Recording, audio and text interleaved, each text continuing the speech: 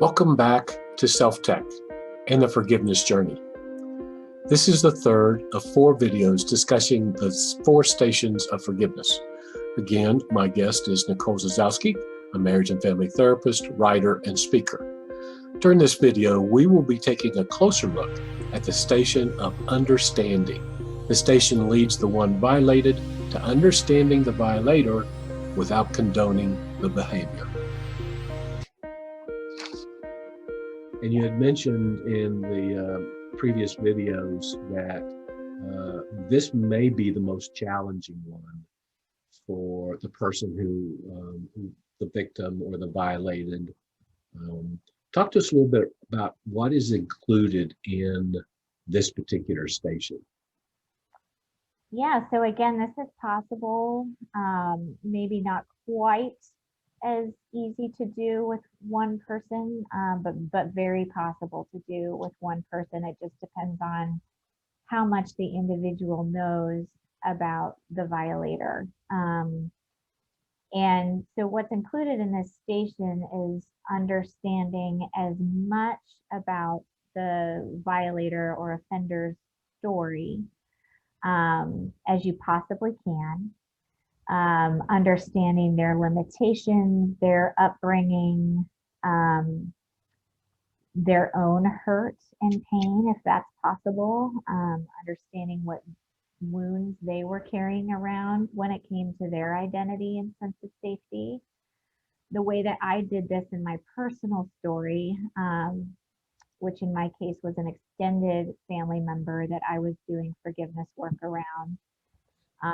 This was not a person that I knew well, but this was a person that my dad could speak to. And my dad had more information on this person's upbringing, their challenges, some of their experiences that may have shaped their pain. And so my dad is an extremely safe and loving person in my life. And so I was able to ask him some of these hard questions about my violator's story, and fill in some puzzle pieces that I wouldn't have been able to do just by my own recollection. And so what this did is I was able to see, okay, it was absolutely, I'm still holding this person responsible for the way that they violated me and the harmful actions that they chose to take. And I am able to understand their story in a way that helps me not see them as a monster, but see them as a human being who made a very devastating and harmful choice. And you can see, hopefully, my language around that. I'm not minimizing the action or the harmful impact of it. Right. I'm making it about the choice and not assuming that this person or looking at them as evil. And what that does for me is it actually allows me to hold them responsible as a human being, instead of just saying that they were evil with no possibility of doing anything different. The stickiness of it, when you're working through this in your own story, is that being able to really understand that understanding the limitations is not excusing the behavior. We are all responsible for being good stewards of our pain. Not one of us is immune to pain. We're all going to experience it in life. Yeah. And what we do with that is 100% our responsibility. And so it's holding the person responsible for the harmful behavior while understanding what may have gotten them there. Another area that understanding comes into play, which also makes it a difficult station for a lot of people, I've noticed, is being able to confront our own pain and the ways that we too have been destructive with our pain. Mm-hmm. Yeah. I may not have, if I had shared my family member's story, I may or may not have reacted in the same way he chose to react. But do I know what it's like to have pain and not be a good steward of it, and perpetuate harm in relationships and do the wrong thing with that pain? 100%. Yeah. And that really is a very difficult, humbling task to really look at ourselves and say, you know what, I'm not perfect. Yeah. I hurt people also. Mm-hmm. And to just come to grips with that.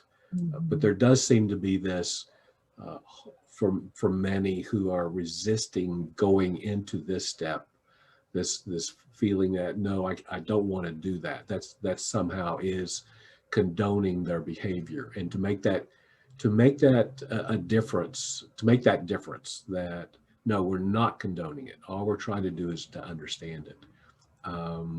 Kind of frees the person to do that. And in most cases, you can look at situations in the other person's life, the violator, and begin to understand a little bit how they got there. Yeah. And compassion begins to take place. Mm-hmm. What happens to blame at that point, Nicole? I'm so set on blaming this person. Yeah. The blame that we tend to wield or carry around, like we were talking about earlier in a previous session with resentment, that's our own coping for pain that we're still carrying around.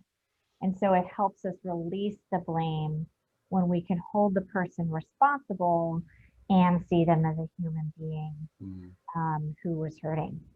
And again, that understanding the difference between having to blame and continuing to punish the person is not the same as holding them responsible for what they actually did wrong. And it might feel like a subtle difference, but it's an important one. And so ironically, continuing to hold them responsible for the specific action, the specific violation, actually helps us release the blame. So when we look at the stations of forgiveness, we have insight, we have understanding. Those two stations are going to be needed to go through whether I am wanting to restore a relationship or not. Yes, I would say there are certainly situations I've encountered, although rare, where they're not necessarily included in the restoration work, but they are a really helpful foundation for moving on into that restoration work if that's possible and safe. Okay. Thanks again to Nicole for sharing with us the station of understanding as we take the forgiveness journey. Our fourth and final video in the series will discuss the last two stations, opportunity for compensation and apologizing. These are very important parts of the journey if restoration of the relationship is desired. I hope you will join us. A better self, a better world through self-tech.